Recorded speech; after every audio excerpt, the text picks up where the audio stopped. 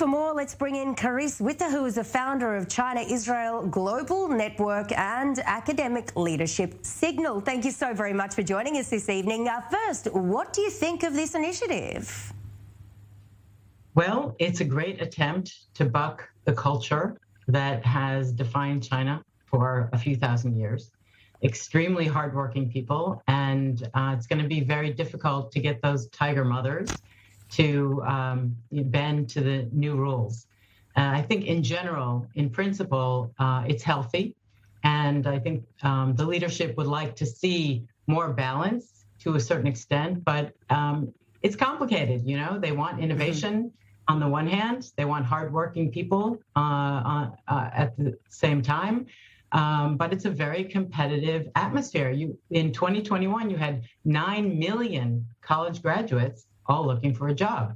And for and you know, for sure, we're seeing these kids absolutely burnt out, their parents burnt out as well after these extremely long commutes and extremely long work days. But, you know, this certainly isn't the first thing that the Chinese government is really pushing in terms of initiatives to get people more active and get their heads out of the books, is it? Well, they've canceled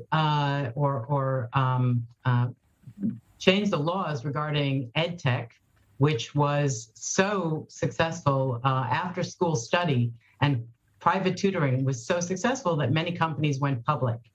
And they have also made sweeping rules to turn all of these companies either into NGOs or that they should shut down completely. So yeah, there are many steps that the government is taking to try to sort of transform the lay of the land in this area. But you find that it's having limited effect. You know, it had the 9-9 work culture, 9 a.m. to 9 p.m., 6 days a week.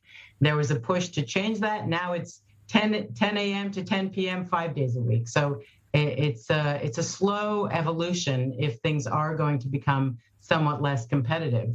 But you see families spending up to 11% of their assets on private education for their kids, because even if they don't have to take exams when they're younger, they still have to do that 9-hour Gaokao exam to get into university, a 2 or 3 day test. So it's still tough out there. Extremely difficult, especially for these little kids who are still, you know, growing up and are still learning. You know, can we expect, Carice, this sort of initiative to be rolled out to other countries, you know, that are really seeing these kids burned out at such a young age?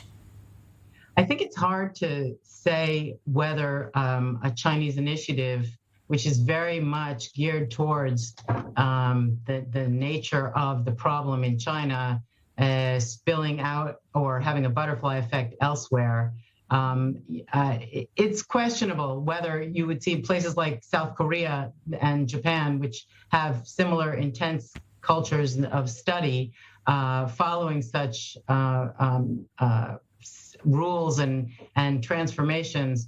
I think it's going to be very much focused inside China, and China is going to be the experiment that we're all going to watch. The question is, can China reach its goals for the country at the same time that it is trying to relax the nature of study and the nature of work for the people? And it's in conflict.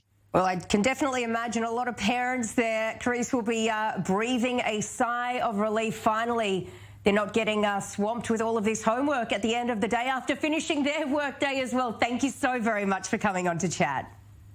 Well, it's been a pleasure. Thank you so much. Thank you.